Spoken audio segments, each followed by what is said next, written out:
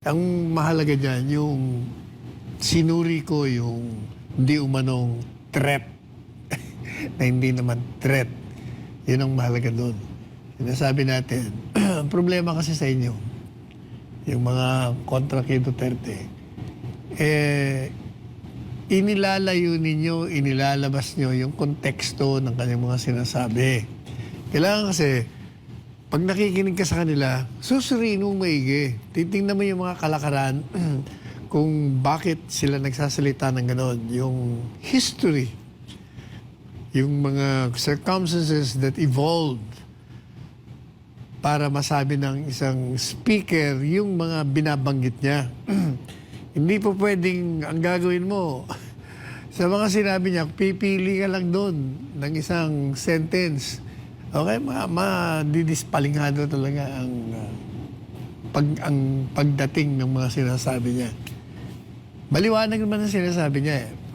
Unang-una, talaga naman may threat sa kanya eh. Wala namang kaduda-duda doon. Yan lang tatanggalin mo yung mga security detail niya. Eh, nandun na kagad yung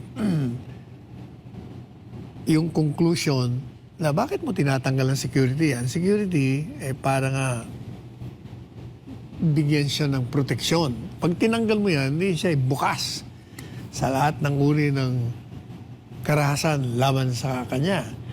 Pangalawa, yung ginagawa mong pag-iimbestiga sa kanya kung saan naghahanap ka ng magiging ground for impeachment, eh, obvious na obvious din. Gusto mo siya talagang tanggalin. Impeachment eh. At alam mo naman nating numbers game yan.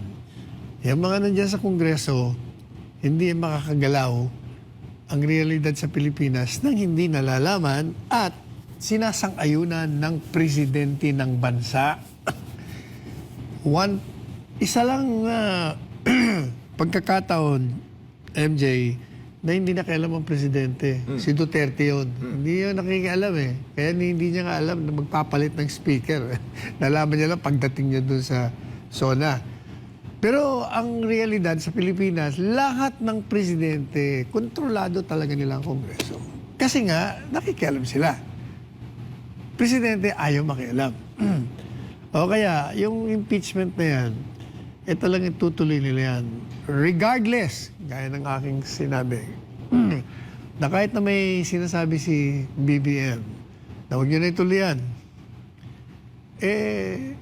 yun para malayo siya sa hinala na may kinalaman siya. Pangatlo, yung ginagawa nilang paghain ng demanda kay Inday Sara, doon nagpapatunay talagang gusto mong i-eliminate ito eh. Impeachment, removing her from office. And then, yung demanda naman, gusto mong ikulong. In both cases, madali mo na siyang patayin. Ha? Kasi, pag na-remove ka from office, wala ka ng security.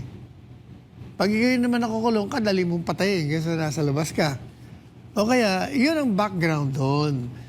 Kaya sinasabi niya, kung mapapatay ako rito,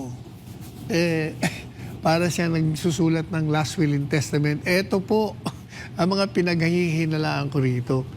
Ang ibig niya pong sabihin, pag ako'y patay na, walang iba na pwede niyong to run after itong mga taong ito. Kasi wala namang iba na papatay sa akin. Dahil sila lahat ang makikinabang sa pagpatay ko. Hindi ako makikinabang.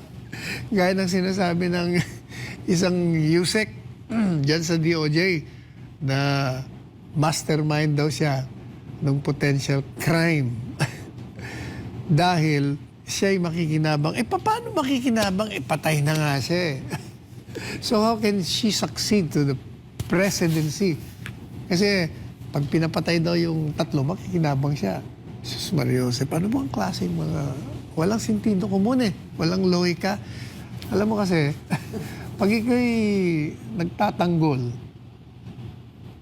ang nangyayari kasi dito sa administrasyon, mga opisyalis, nagkakandara pa siya. They're tripping over themselves, trying to justify na wala nang sense. Nagmumukha tuloy mga tangier sila. Katawa-tawa.